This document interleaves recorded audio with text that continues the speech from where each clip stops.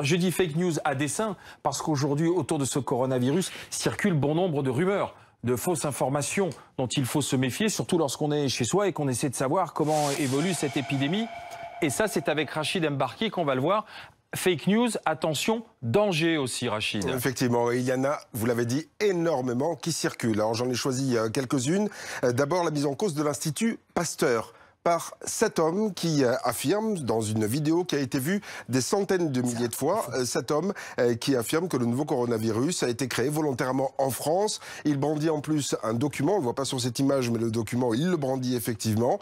Un document, il s'agit d'un brevet qui est déposé effectivement en 2004 par l'Institut Pasteur. Seulement voilà, tout est faux. Ce document concerne un autre type de coronavirus et de surcroît déposer un brevet relatif à un virus ne signifie pas qu'il a été créé. Il y a aussi la SPA qui a été obligée d'apporter un certain nombre de démentis.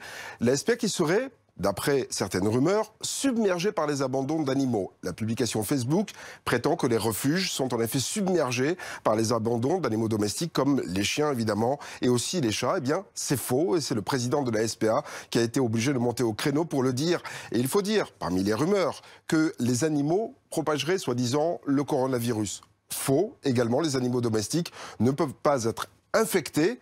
Aucun cas de transmission n'a en tout cas à ce jour été signalé. Alors parmi les éclaircissements nécessaires, Alain, je vous en apporte quelques-uns. Le coronavirus n'est pas transmis par la nourriture chinoise. Il n'y a pas de risque avec les colis venus de Chine. Le virus ne vient pas de la soupe de chauve-souris, comme le disent certains.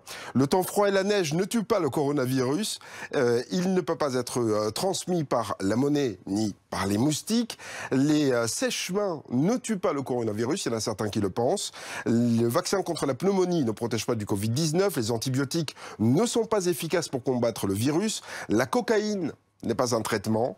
La vitamine C n'est ni un moyen de prévention ou un moyen de traitement. Et parmi les remèdes et mauvais conseils aussi qui circulent beaucoup sur Internet, il y a retenir sa respiration, fallait y penser, boire de l'eau bouillie à l'ail ou alors du thé au fenouil, ça ne sert strictement à rien.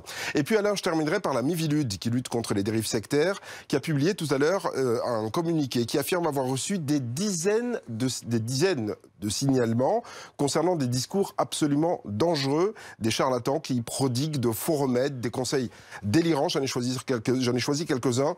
Un jus de légumes, je vous passe les légumes, mais c'est du grand n'importe quoi. Le jeûne, ou alors un bain froid pour s'endurcir et résister au virus. Rachid Embarki sur les fake news à démonter, bien sûr. Et dans ces cas-là,